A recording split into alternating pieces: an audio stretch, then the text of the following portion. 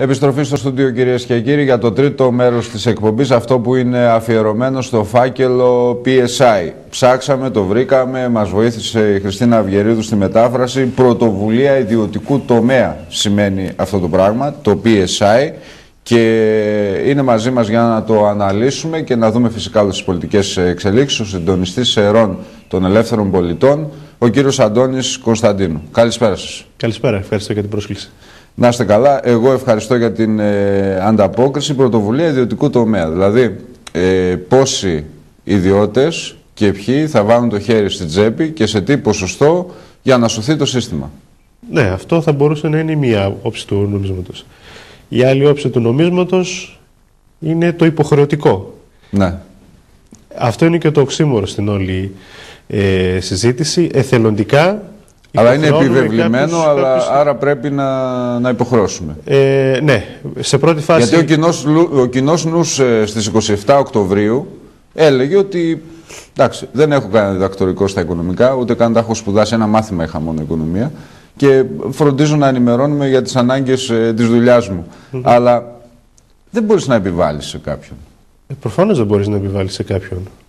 Προφανώς. Όμως όταν βλέπεις ότι το σύστημα έχει φτάσει σε τέτοιο βαθμό που δεν μπορεί να πάει παραπέρα, είσαι υποχρεωμένος να νομοθετήσεις και να επιβάλλεις κάποιες διαδικασίες και κάποια μέτρα. Ποιο είναι το σύστημα?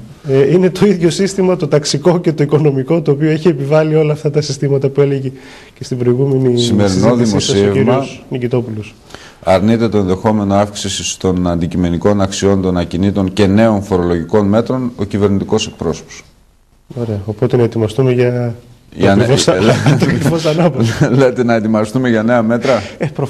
Προφανώς. Ούτως ή άλλως έχουν περιγραφεί με χαρακτηριστικό τρόπο στο μνημόνιο που υπέγραψε η κυβέρνηση Παπανδρέου. Άρα τώρα η κυβέρνηση Παπαδήμου είναι υποχρεωμένη να πάει στο επόμενο βήμα, στο μνημόνιο νούμερο 6 νομίζω. Αυτό θα είναι το έκτο με τις επικαιροποιήσεις. Εντάξει, δεύτερο το βαφτίσαν, αλλά ήταν, ναι, εντάξει, ήταν οι επικαιροποιήσεις που λέτε κι εσείς. Αν δεν κάνω λάθος, η τελευταία παρουσία σας εδώ στο στούντιο ήταν μετά τα γεγονότα και την κυβέρνηση Παπαδήμου.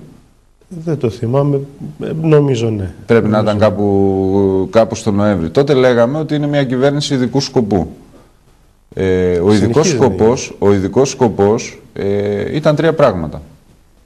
Εδώ όμως βλέπουμε να γίνονται 13 και να είναι προς την κατεύθυνση των μέτρων σχεδόν στο σύνολό τους. Κοιτάξτε να δείτε, όσο θα υπάρχουν πολιτικοί οι οποίοι είναι άψογοι στην κυβίστηση, δεν θα είναι απλά ειδικού σκοπού, θα είναι και ειδικών καθηκόντων και ειδικών διαδικασιών. Την κυβίστηση τη θυμάμαι εγώ από το γυμνάσιο, για όσους δεν τη θυμούνται ή δεν έχουν είναι γνωστή κολοτούμπα. Ναι. Έτσι. Είναι γνωστή κολοτούμπα.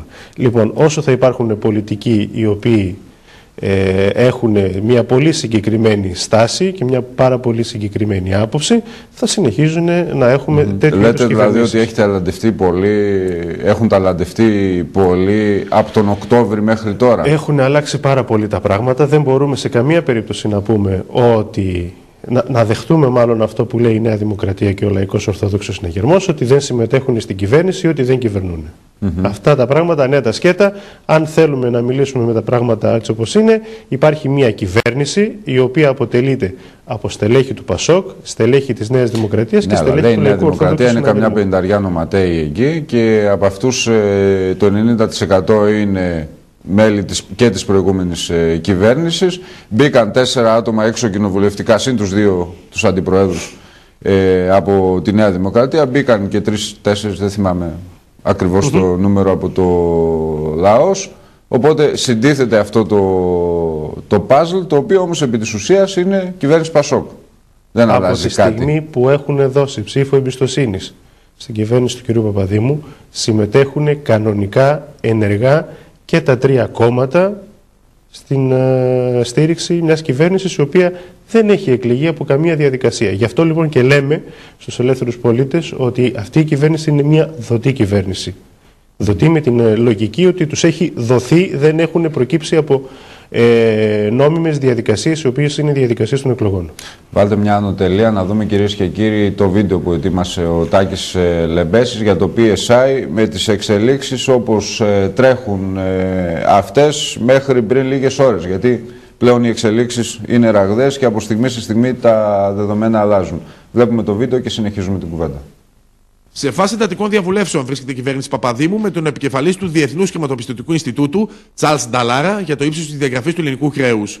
Η καταληκτική ημερομηνία τοποθετείται στις 13 του Φλεβάρι, την παραμονή δηλαδή του Αγίου Βαλεντίνου, αλλά υπάρχουν ενδείξεις ότι η συμφωνία μπορεί να κλείσει αρκετά νωρίτερα. Η αναδιάρθρωση του ελληνικού δημόσιου χρέους μέσω του λεγόμενου κουρέματος έρχεται ως απόρρια της αποτυχίας του μνημονίου. Στη Σύνοδο των χωρών της Ευρωζώνης, στις 21 Ιουλίου του 2011, πέρα από το νέο πακέτο στήριξης προς την Ελλάδα, αποφασίστηκε να προταθεί στους ιδιώτες κατόχους ελληνικών ομολόγων ένα πρόγραμμα ανταλλαγής του χρέους τους με νέα ομόλογα μεγαλύτερης χρονικής διάρκειας και με την προαιρετική αποδοχή κουρέματος 21% στην ονομαστική αξία των ομολόγων. Είναι το περίφημο PSI, ένας ακόμα οικονομικός όρος που μπήκε στη ζωή μας την τελευταία διετία. Σημαίνει εμπλοκή του ιδιωτικού τομέα από τα αρχικά των αγγλικών λέξεων Private Sector Involvement. Περί τα τέλη Αυγούστου του 2011, η κυβέρνηση Παπανδρέου δημοσιοποίησε περισσότερες λεπτομέρειες για την όλη διαδικασία, αναγνωρίζοντας ότι χωρίς την προαιρετική αναδιάρθρωση του χρέους, η δυνατότητα εκπλήρωσης των μελλοντικών υποχρεώσεων του κράτους ενδέχεται να καταστεί ιδιαίτερα προβληματική. Στις 27 Οκτωβρίου 2011, η Σύνοδος Κορυφής της Ευρωζώνης καταλήγει στους βασικούς άξονες ενός σχεδίου για την αντιμετώπιση της κρίσης χρέους, το οποίο περιλαμβάνει και την ισχυρή απομείωση του ελληνικού χρέους προς τους ιδιώτες ομολογούχους κατά 50%. Τη διαπραγμάτευση με την ελληνική κυβέρνηση αναλαμβάνει ο Αμερικανός οικονομολόγος Τσάρλς Νταλάρα, επικεφαλής του Διεθνούς Χρηματοπιστωτικού Ινστιτούτου. Ο φορέας αυτός περιλαμβάνει στους κόλπους του τις ιδιωτικές τράπεζες και τα hedge funds που κατέχουν τη μερίδα του λέοντος των ελληνικών ομολόγων. Οι πολιτικές διεργασίες στη χώρα μας τον περασμένο Νοέμβριο, με την παρέτηση του Γιώργου Παπανδρέου, καθυστέρησαν την έναρξη των σχετικών διαπραγματεύσεων, οι οποίες ξεκίνησαν στα τέλη Νοεμβρίου μετά την ανάληψη της πρωθυπουργίας του Λουκά Παπαδήμου και συνεχίζονται δραστικά. Πληροφορίες που βλέπουν το φως δημοσιότητας κάνουν λόγο για κούρεμα του ελληνικού δημόσιου χρέους έως και 68%. Μάλιστα, επιστροφή στο στούντιο, κυρίες και κύριοι. Είδαμε τι γίνεται με το PSI ως αυτή τη στιγμή. Ραγδαίες εξελίξεις, κύριε Κωνσταντίνου, ό,τι αφορά τη διαπραγμάτευση, το που θα κλειδώσει. Λέει ο Τάκης Λεμπέσης ότι είναι προγραμματισμένο για την παραμονή των ερωτευμένων, 13 Φεβρουαρίου, αλλά δεν ξέρουμε αν θα συμβεί. Ωραίο, ιδηλιακό, Ωραίο. Θα του στείλουμε και μια καρδούλα. Θα του στείλουμε και μια καρδούλα. Το θέμα είναι, μας πάρουν την ψυχή τελικά. Στο χέρι μας είναι. Έχουμε τώρα εδώ μια έτσι χαρούμενη διάθεση, αλλά πραγματικά μιλάμε για κάποια πράγματα τα οποία είναι δυσάρεστα και θα ήθελα να ζητήσω και συγγνώμη από τους φίλους που μας βλέπουν για την όλη στάση. Δυστυχώς... Ξέρετε, καμιά φορά δεν αντιμετωπίζεται και διαφορετικά. Όσο κατάματα και να το κοιτάς, αν... Νομίζω ναι, ότι πρέπει λίγο σιγά σιγά να αρχίσουμε να ταινίζουμε το μέλλον με περισσότερη αισιοδοξία και να σταματήσουμε την πιπίλα του... την ψυχολογική που προσπαθούν να μας επιβάλλουν και να δούμε τα πράγματα με μεγαλύτερη αισιοδοξία. Χρειάζεται να έχουμε περισσότερη αισιοδοξία για να ναι, γιατί η αλήθεια είναι ότι ακούγονται και ακραία πράγματα. Κάποιοι μιλούν για πόλεμο με άλλη λογική, για κατακτήσεις με άλλη λογική. Μα έχει ξεκινήσει αυτό εις βάρος ημών. Έχει ξεκινήσει αυτό το πράγμα. Αυτού του είδους η κατάκτηση έχει ξεκινήσει. Δυστυχώς. Έχουμε αυτή τη στιγμή στη χώρα μας τον κύριο Χορστ Ράχενμπαχ, ο οποίος είναι ο επιτηρητής, ο τοποτηρητής της λοιπόν, Τρόικα τώρα στην πατρίδα. Με προκαλείται να αναφέρω το εξής. Ο Χορστ Ράχενμπαχ είναι ο τελευταίος, ο πιο πρόσφατος, που χαρακτήρισε δημοσίως δικαιολογημένες τις απεργίες των Ελλήνων. Αν σας ρωτούσα, φαντάζομαι ότι δεν θα το μαντεύατε. Δεν έχει καμιά αξία. Συνεχίζει να εκτελεί κάποια πολύ συγκεκριμένα καθήκοντα, κάποιες πολύ συγκεκριμένες εντολές. Όπως είναι ο κύριος Ράχενμπαχ, όπως είναι ο υφυπουργός Ελλάδος που έχει έδρα στο προξενείο της Γερμανίας στη Θεσσαλονίκη και μια σειρά άλλων στελεχών, είτε είναι ο Μπομπ Τρά από το Διεθνές Νομισματικό Ταμείο. Χθες το είπαν ανοιχτά, ότι ίσως είναι καλύτερο να διοικηθεί με τέτοιο τρόπο η Ελλάδα. Οι Έλληνες έχουν κάθε δικαίωμα να επιλέγουν. Δεν είμαι πρόχειρος, δεν θυμάμαι ποιος το είπε, ήταν προφανώς κάποιος από τους εταίρους μας. Ξέρετε, κύριε Θωματικό, συμμετέχουμε σε μια ένωση χωρών, κρατών, ως κυρίαρχο κράτος. Ή όχι. Εάν συμμετέχουμε ως κυρίαρχο κράτος, λοιπόν, ο κύριος Ράχενμπαχ θα μπορούσε να ασκήσει την όποια διοίκηση θα ήθελε, είτε ως Ευρωπαίος πολίτης, με τους νόμους και τις διαδικασίες και τις υποχρεώσεις που ορίζει το ελληνικό κράτος, Είτε ιδέαλος θα έπρεπε να πάει στη Γερμανία και να ασκήσει τα εκεί καθήκοντά του τα διοικητικά ως Γερμανός πολίτης στη χώρα του. Νομίζω ότι είμαι πάρα πολύ συγκεκριμένος και πάρα πολύ κατανοητός. Το θέμα είναι... Παρακαλώ. Όχι τι θα κάνει ο Ράιχενμπαχ, τι θα γίνει με εμάς. Μα αυτό ακριβώς λέω, ότι έχουμε αυτή τη στιγμή μια κυβέρνηση, γι' αυτό είπα ότι είναι μια δοτή κυβέρνηση, η οποία εξυπηρετεί κάποια πολύ συγκεκριμένα συμφέροντα. Κάποιες πάρα πολύ συγκεκριμένες οδηγίες. Και οι οδηγίες αυτές είναι να μειώσουμε όσο γίνεται περισσότερο το ηθικό των Ελλήνων, προκειμένου να μπορέσουμε να διεκδικήσουμε μέρος από την περιουσία των Ελλήνων. Πρέπει να περάσουμε κάποια μέτρα, να εξετάσουμε κάποια μέτρα τα οποία θα είναι το πειραματόζωο, εάν θα θέλαμε να το πούμε έτσι, προκειμένου να εφαρμόσουμε και σε άλλες χώρες την όλη διαδικασία. Προσπαθήσανε κάποια στιγμή να το κάνουν στην Αργεντινή. Ήταν μια εντελώς διαφορετική περίπτωση. Το επόμενο στάδιο ήταν η Ισλανδία. Αν θυμάστε, οι Ισλανδοί είχαν ξεσηκωθεί και τους διώξανε κλωτσιδών. Την ίδια περίοδο που ξεκινούσαν να βάλουν την Ελλάδα στο χέρι, είχαν ξεκινήσει μια διαδικασία για να βάλουν ταυτόχρονα στο χέρι Ρωσία, Δανία και μια σειρά από άλλες χώρες οι οποίες είχαν πλουτοπαραγωγικές πηγές. Θα μου πεις... Πλουτοπαραγωγικές πηγές. Στην Ελλάδα όμως τι γίνεται, δηλαδή υπάρχουν έσοδα, τραπεζικά το σύστημα σηκώνει, αναπτύσσεται, εξελίσσεται. Τραπεζικά το σύστημα, να το δούμε και λίγο διαφορετικά, είχε αναπτυχθεί μάλλον... Τι γίνεται με την Τράπεζα της Ελλάδος που τα μετράει αυτά τα πράγματα? Η Τράπεζα της Ελλάδος, πρέπει να ξεκινήσουμε από το πρώτο βασικό, είναι μια ιδιωτική τράπεζα. Πρέπει να ξεφύγουμε από το σκεπτικό που έχουμε ότι είναι η Τράπεζα της Ελλάδος, ότι είναι ο κεντρικός τραπεζίτης, ο δημόσιος τραπεζίτης. Σε καμία περίπτωση. Αυτό ισχύουν σε κάποια άλλα κράτη. Υπάρχουν άλλα για τα οποία οι κατατόπους κεντρικές τράπεζες είναι ιδιωτικές τράπεζες.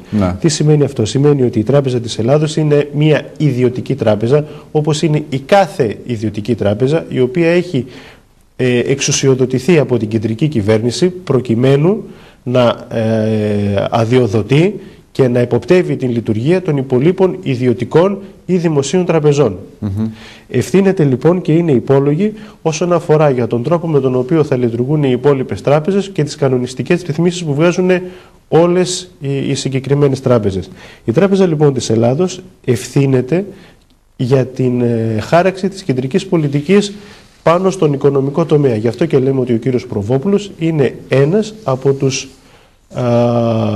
συνεργάτες του Πρωθυπουργού πάνω στην χάραξη της οικονομικής πολιτικής.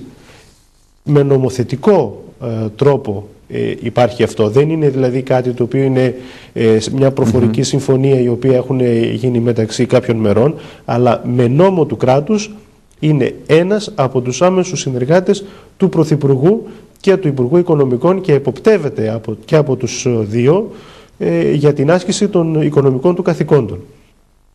Μάλιστα. Αυτή τη στιγμή λοιπόν υπάρχουν δεδομένες αδυναμίες που είναι και δομικές και έχουν να κάνουν και με την κρίση, με τις επιπτώσεις της. Ναι. Επιμένω όμως στις τράπεζες γιατί βλέπω ότι η ανησυχία στρέφεται προς τα εκεί. Τι θα γίνει με τις τράπεζες και τα ταμεία. Αυτό είναι ο καημός των τελευταίων ημερών και σε κεντρικό ειδησιογραφικό επίπεδο, αλλά και σε ευρωπαϊκό επίπεδο. Νομίζω ότι σε πρώτη φάση θα πρέπει να μπορέσουμε να χαράξουμε μια πάρα πολύ συγκεκριμένη και κεντρική πολιτική, η οποία θα λέει πάρα πολύ απλά μέτρα, τα οποία δεν θα ξεφεύγουν παραπάνω από 2-3. Τα βασικά είναι ότι θα πρέπει να μειώσουμε όσο γίνεται περισσότερο τις σπατάλες του κράτους, να ξεκινήσουν οι δημόσιες επενδύσεις και παράλληλα να μπούμε σε μια λογική σταδιακής μείωσης της φορολογίας, προκειμένου να βοηθήσουμε όλο το εργατικό δυναμικό της χώρας να αρχίσει να παράγει προϊόντα και υπηρεσίες τα οποία θα είναι ανταγωνιστικά απέναντι προς το υπόλοιπο διεθνές περιβάλλον. Πολιτικός, εσείς πώς το βλέπετε το όλο θέμα ως ελεύθεροι πολίτες? Νομίζω ότι είναι κάτι το οποίο μπορεί να γίνει, είναι απολύτως εφικτό. Αρκεί να υπάρχουν θέσεις, μάλλον να υπάρχει διάθεση προκειμένου να κατευθυνθούμε προς αυτές τις πολιτικές. Κατά καιρούς υπήρξαν κάποιες εξαγγελίες για τέτοιου είδους μέτρα, όμως αποδείχθηκαν απλά εξαγγελίες. Μάλιστα. Και τι θα κάνετε τώρα? Έχετε φύγει από το Πασόκ, έχετε πάει στο Άρμα Πολιτών, κάποια στιγμή φύγατε από εκεί, έχετε κάνει... Πολιτών. Ναι, σύντομο διάστημα στο Άρμα Πολιτών, είναι αλήθεια. Και ως ελεύθεροι πολίτες είναι προφανές ότι θα έχετε κάποια συνεργασία. Όλος ο κόσμος βέβαια λέει, είναι γνωστό αυτό, ότι θα συμπορευτείτε με την Δημοκρατική Αριστερά του Φώτη Κουβέλη. Δεν είναι κρυφό αυτό. 30 του μήνα στην Ένωση Συντακτών ημερησίων εφημερίδων. Θα ανακοινωθεί και επισήμως. Ναι, 12 η ώρα θα ανακοινωθεί η κοινή μας πολιτική και εκλογική κάθοδος με τη Δημοκρατική Αριστερά. Αν σας ρωτήσω, θα μου πείτε για κοινά ιδεολογικά χαρακτηριστικά, αλλά μήπως είναι πιασάρικο τώρα τελευταία ο Κουβέλης πουλάει, δηλαδή είτε ως προσωπικότητα είτε ως δύναμη ανερχόμενη? Όχι, προς Θεού. Σεβόμαστε το κάθε κόμμα και τις απόψεις όλων των κομμάτων. Η κοινή μας συστράτευση με τη Δημοκρατική Αριστερά έγκυται περισσότερο στα κοινά χαρακτηριστικά τα οποία έχουμε οι δύο πολιτικοί σχηματισμοί, και γι' αυτό το λόγο κατεβαίνουμε από κοινού. Έχουμε κάνει ανοιχτό κάλεσμα και στο Άρμα Πολιτών και στον συνασπισμό της Ριζοσπαστικής Αριστεράς, προκειμένου να μπορέσουμε να έχουμε μια κοινή κάθοδο ως ένα ενιαίο κεντροαριστερό μέτωπο. Πιστεύετε ότι κάτι τέτοιο μπορεί να συμβεί? Γιατί η ρήξη Κουβέλη με το ΣΥΡΙΖΑ είναι σχετικά πρόσφατη. Κουβέλη και των συντρόφων του βέβαια που δημιουργήσαν. Ναι, υπό προϋποθέσεις θα μπορούσε να γίνει κάτι τέτοιο, και είναι κάτι το οποίο προσωπικά εγώ θα ήθελα να γίνει. Γιατί ούτως ή άλλως θα έχει μεγαλύτερη δύναμη όλος ο χώρος της κεντροαριστεράς. Για ποιο λόγο είναι πιο εύκολο σε έναν Πασόκο να πάει στη Δημοκρατική Αριστερά από ότι στο ΣΥΡΙΖΑ ή στους οικολόγους ή στο ΚΚ? Δεν ξέρω. Αυτό θα έπρεπε να ρωτήσετε κάποιον ο οποίος πηγαίνει από το ένα κόμμα στο άλλο και έχει αυτές τις πορείες. Εγώ είχα πάρα πολύ συγκεκριμένη άποψη. Είπα ότι η κυβέρνηση του Γιώργου του Παπανδρέου άλλα είπε στις προεκλογικές της εξαγγελίες στα μπαλκόνια και άλλα εφάρμοσε. Αυτό με βρήκε απολύτως αντίθετο, όπως αντίθετο με βρήκε για μια σειρά από μέτρα, είτε αυτό λεγόταν μνημόνιο, είτε η επιβολή διαφόρων φορολογιών άδικων κατ' εμέ, και γι' αυτό το λόγο αποχώρησα από το Πασόκ. Θεώρησα ότι η κίνηση αυτή με τους ελεύθερους πολίτες, η συμπόρευσή μου μάλλον με τους ελεύθερους πολίτες, ότι είναι πιο κοντά στα δικά μου τα πολιτικά χαρακτηριστικά. Αρχικά με το Άρμα Πολιτών, γιατί εκεί είχατε πάει μεμονωμένα. Δεν υπήρχαν οι ελεύθεροι πολίτες, προέκυψαν ως κομμάτι του Άρματος Πολιτών. Μου είχε γίνει μια πρόσκληση από το Άρμα Πολιτών για να κάνουμε μια κοινή συστράτευση. Από εκεί και μετά δημιουργήθηκαν κάποιες προϋποθέσεις οι οποίες μας υποχρεώσανε να αλλάξουμε όλη πορεία και να δημιουργήσουμε τους ελεύθερους πολίτες. Τι προβλήματα είχατε εκεί δηλαδή και φύγατε? Τα ενίκομη Δήμου. Ήταν πολύ... Όχι. Το είχε πάρει πολύ προσωπικά ο Δημαράς και... Ο Γιάννης ο Δημαράς είναι ένας εξαίρετος πολιτικός και εξαίρετος άνθρωπος, ο οποίος είχε τις απόψεις του. Σε πολιτικό επίπεδο διαφωνήσαμε. Διαφωνήσαμε πάνω στον τρόπο συστράτευσης και με την χάραξη της πολιτικής, και γι' αυτό το λόγο αποφασίσαμε να χωρίσουμε τις θέσεις μας. Δεν έπαιξε ρόλο δηλαδή το φημολογούμενο σενάριο που τον έφερνε στο ΣΥΡΙΖΑ και σε αυτό εσείς είχατε διαφωνίες? Γιατί αυτό... Από τη στιγμή που ξεκινάμε να έχουμε μια κοινή συστράτευση όλοι οι χώροι μαζί, θεωρώ ότι πάλι κάποια στιγμή οι δρόμοι μας θα βρεθούν. Θεωρείτε δηλαδή ότι γεφυρώνεται το χάσμα μεταξύ Κουβέλη και Τσίπρα? Προφανώς κάποια στιγμή είναι υποχρεωμένοι να το γεφυρώσουν. Κάποια στιγμή είναι υποχρεωμένοι να το γεφυρώσουν. Δεν μπορείς να ξεκινήσεις μια πορεία και να διεκδικήσεις κάτι διαιρημένος. Γιατί αυτό το πράγμα θα είναι ένα σαράκι το οποίο θα σε τρώει και θα σε τρώει και θα σε τρώει. Τα σαράκια όμως υπάρχουν, γιατί πρόκειται για ένα χώρο πολυτασικό. Είτε το δούμε ως ΣΥΡΙΖΑ του χθες, είτε το δούμε ως συνασπισμό παλιότερα, είτε το δούμε ως δύο διαφορετικά κόμματα σήμερα. Μιλάμε για πολλές τάσεις που υπάρχουν και συμβιώνουν μέσα στους ίδιους χώρους. Η προοπτική εξουσίας αυτό θα το κάνει ακόμη πιο έντονο και πιο δύσκολο. Γιατί αν το δω εντελώς μπακάλικα, σύμφωνα με τις τελευταίες δημοσκοπήσεις, μιλάμε για 14 συν 14, 28% δεύτερο κόμμα. Εγγυημένα δεύτερο κόμμα. Εγγυημένα δεύτερο κόμμα και με προοπτικές και για πρώτο κόμμα. Ναι, εντάξει, αυτό είναι λίγο. Αν μπήκε η λογική συσπήρωση της Νέας Δημοκρατίας, δεν βγαίνει τόσο εύκολα. Όχι, γιατί υπάρχει μία παράγραφος μέσα στον εκλογικό νόμο, ο οποίος λέει ότι απαγορεύεται ο συνασπισμός κομμάτων. Ναι. Και εκεί λοιπόν θα μπορούσε να δημιουργηθεί κάποιο ιδιαίτερο πρόβλημα. Λοιπόν, θέλω να πιστεύω ότι θα πρέπει να βρούμε αυτά τα 1, 2, 3, πόσα είναι τα θέματα τα οποία μας ενώνουν, και με αυτά να συμπορευτούμε. Και σιγά σιγά θα βρούμε την πορεία μας. Όσο λοιπόν βρίσκουμε τα θέματα τα οποία διαιρούν τον χώρο της αριστεράς και τον χώρο της κεντροαριστεράς, τότε αυτό το πράγμα θα είναι ένα καρφί μες στην καρδιά, το οποίο πάντα θα μας πληγώνει. Μάλιστα. Τώρα, για να κλείσουμε το αρχικό, να ολοκληρώσουμε την κουβέντα με αυτό. Είπατε στην αρχή και πολύ σωστά ότι καλά κάνουμε και θέλουμε να είμαστε αισιόδοξοι. Το πρώτο ερώτημα είναι, μπορούμε να είμαστε αισιόδοξοι? Και αυτό που αμέσως προκύπτει, με ποιο τρόπο και για ποιο λόγο? Αν μπορούμε να είμαστε. Θέλω δηλαδή να το κλείσω. Είναι ένα χούι που έχω. Θέλω να το κλείνω αισιόδοξα. Καλά κάνετε. Οφείλουμε να είμαστε αισιόδοξοι. Θα μου πεις τώρα, δεν είναι δυνατόν να σου έρχονται μειώσεις μισθών, έκτακτες εισφορές, έκτακτα χαράτσια και απολύσεις, ελαστικοποίηση του ωραρίου και όλα αυτά τα πολύ χαρακτηριστικά, και εσύ να μιλάς για αισιοδοξία? Είμαστε υποχρεωμένοι να το κάνουμε. Πρέπει να αλλάξουμε τις πολιτικές μας, πρέπει να έχουμε μια πάρα πολύ συγκεκριμένη χαρακτηριστική πολιτική και να ορίσουμε κάποιες προτεραιότητες. Ναι, θα πρέπει να ορίσουμε κάποιες προτεραιότητες. Τι βάζουμε πρώτο, δεύτερο και τέταρτο ως στόχο στη ζωή μας, προκειμένου να μπορέσουμε σιγά σιγά να εξελίξουμε αυτή την κατάσταση. Εάν μπούμε στη λογική των φόρων και όλων αυτών των σχετικών, να ξέρετε ότι για τα επόμενα 30 χρόνια λοιπόν, θα είμαστε σε μία μίζερη κατάσταση. Η Ελλάδα δεν θα μπορέσει ποτέ να βγει από αυτό το τέλμα. Ποτέ στη λογική του δικού μας του βίου.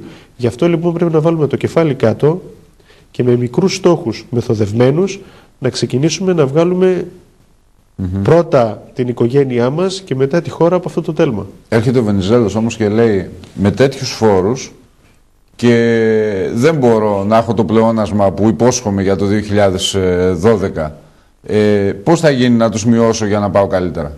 Λοιπόν, να σας πω το εξής απλό. Η κίνηση των αγανακτισμένων κοπολιτών έγινε το Μάιο του 2011. Το Μάιο λοιπόν του 2011 που ξεκίνησε η όλη ιστορία, η Τράπεζα της Ελλάδος έβγαζε το μηνιαίο τον ισολογισμό της. Κάθε μήνα η Τράπεζα της Ελλάδος βάζει των διαδικασιών υποχρεωμένη να εκδίδει το μηνιαίο ισολογισμό της. Πείτε μας τι λέει. Στην Ελλάδα λοιπόν έχουμε το εξής παράδοξο. Έχουμε το ενεργητικό μας και το παθητικό μας. Δηλαδή τα έσοδά μας, τα κέρδη μας κτλ. Τα έσοδά μας και το παθητικό μας, τη ζημία μας. Πρέπει λοιπόν το ενεργητικό μας και το παθητικό μας κατά το ελληνικό λογιστικό σύστημα να βγαίνει πάντοτε ισοσκελισμένο, να είναι πάντοτε στο 0.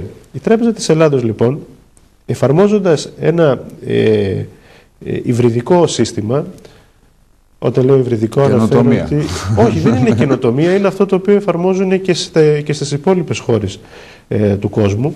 Δηλώνει και ένα ενεργητικό, το οποίο είναι, στην ουσία δηλώνει την αύξηση της θέσης της, την αύξηση των κερδών της, την αύξηση, πραγματικά έτσι ακριβώς όπως σας το έχω πει, αύξηση του ενεργητικού της, δηλαδή της αξίας της μετοχής της.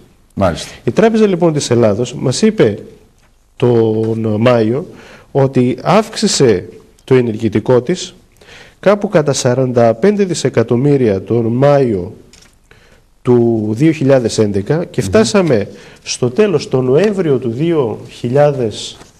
2011, να τον έχει αυξήσει το ενεργητικό της συνολικά κατά 544 δισεκατομμύρια ευρώ. Αυτό συμπληρώνει αυτό που λέγατε πριν, ότι σε καμία περίπτωση δεν είναι καθρέφτης της ελληνικής οικονομίας. Τι είναι όμως? Αυτό το πράγμα λοιπόν αποτυπώνει το εξής: τις επενδύσεις που έχει κάνει η Τράπεζα της Ελλάδος, είτε είναι σε ομόλογα εταιριών άλλων κρατών, αγορά χρυσού, όλο το επενδυτικό πλάνο που έχει κάνει η Τράπεζα της Ελλάδος, και έχει δώσει αύξηση στο ενεργητικό της μέσα σε ένα επτάμηνο της τάξης των 540 δισεκατομμυρίων ευρώ. Να θυμίσω και σε εσάς αλλά και στους ακροατές μας ότι το ελληνικό δημόσιο χρέος σύνολό Πριν του. ξεκινήσουν οι ιστορίες ήταν 340. Τώρα Είμαστε στα 350 δισεκατομμύρια. Τι σημαίνει αυτό? Σημαίνει ότι με καθαρά πολιτικούς τρόπους, με πολιτικές αποφάσεις, μπορούμε να διεκδικήσουμε μια πολύ καλύτερη οικονομική κατάσταση και να... Ναι, να το αντιληφθεί όμως και ο κόσμος. Τι σημαίνει αυτό, ότι μπορεί να βάλει χέρι ο Παπαδήμος σε αυτά τα λεφτά για να πληρώσει το χρέος? Όχι. Όχι, ο Παπαδήμος δεν μπορεί να βάλει χέρι σε αυτά τα λεφτά, και κανένας Παπαδήμος και κανένας Βενιζέλος ως Υπουργός Οικονομικών, για τον εξής πολύ απλό λόγο. Είναι μια ιδιωτική επιχείρηση η οποία είναι εισηγμένη στο χρηματιστήριο και λογοδοτεί πρώτα και κυρίως στους μετόχους της. Τι θα μπορούσε να κάνει η Τράπεζα της Ελλάδος? Να λειτουργήσει για ακριβώς το σκοπό για τον οποίο έχει ιδρυθεί. Να είναι το εργαλείο πάνω στο οποίο θα ασκηθεί η κεντρική διοίκηση και ο κεντρικός σχεδιασμός, ο οικονομικός της κυβέρνησης. Θα μπορούσε λοιπόν η Τράπεζα της Ελλάδος να εκδώσει ένα δικό της ομόλογο με βάση αυτά τα κεφάλαια. Μιλάμε για 540 δισεκατομμύρια ευρώ μέχρι τον Νοέμβριο. Μιλάμε για 77 δισεκατομμύρια περίπου κάθε μήνα αύξηση. Να βγάλει λοιπόν ένα ομόλογο και να πει ότι εγώ με αυτό το ομόλογο χρηματοδοτώ την ελληνική οικονομία. Υπάρχει μια διαδικασία, υπάρχει ένας τρόπος. Θα μπορούσε η χώρα μας να διεκδικήσει ένα υβριδικό σύστημα, το οποίο θα λέει ότι έξω είμαστε με το ευρώ, παραμένουμε στο ευρώ και πληρώνουμε με ευρώ, κάνουμε τις εισαγωγές μας και τις εξαγωγές μας με ευρώ, αλλά μέσα στην χώρα έχω την ηλεκτρονική πληρωμή. Πληρώνω με ηλεκτρονικό τρόπο. Δηλαδή? Ακριβώς όπως σας το λέω. Έχουμε τις κάρτες μας των αναλήψεων καταθέσεων και όλα τα σχετικά και με αυτές ακριβώς γίνεται η όλη διαδικασία. Είναι απλή διαδικασία, δεν χρειάζεται ούτε να καινοτομήσουμε, άλλα κράτη το κάνουν. Η Αμερική, να σας δώσω λίγο μια εικόνα, κατά 70% όλες οι συναλλαγές της Για μην τυπώσω χρήμα, γιατί δεν γίνεται. Βεβαίως. Να το κάνω. Και δεν τυπώνεις χρήμα, γιατί εμείς δεν για έχουμε... να το βγάλω, ναι. Δεν έχουμε μέσα από τα ομόλογα. Ναι. Μπράβο. Δεν έχουμε τη δυνατότητα να κάνουμε αυτό το πράγμα, άρα μέσω του ηλεκτρονικού χρήματος και της εγγύησης των ομολόγων ξεκινάμε την όλη παραγωγική μας διαδικασία. Ναι, ακούγεται λίγο περίεργο αυτό. Λογιστικά δηλαδή σαν φούσκα. Όχι, δεν είναι φούσκα. Δεν είναι φούσκα. Θα μπορούσε να είναι, γιατί ξέρετε, οι φούσκες όλες αυτές δημιουργήθηκαν γιατί ο χρυσός πάνω στον οποίο είχαμε στηρίζεται η αγοραστική αξία του νομίσματος. Μπράβο, ναι. Λοιπόν, θεωρητικά δεν έφτανε. Φτάσανε κάποια στιγμή οι επιστήμονες και είπαν ότι αν έχω 1 τόνο χρυσό, επί παραδείγματι, δεν μπορώ να βγάλω χρήμα το οποίο να έχει μεγαλύτερη αξία από αυτή του 1 τόνου χρυσού. Και γι' αυτό το λόγο είχαν μπει και στην διαδικασία των hedge funds.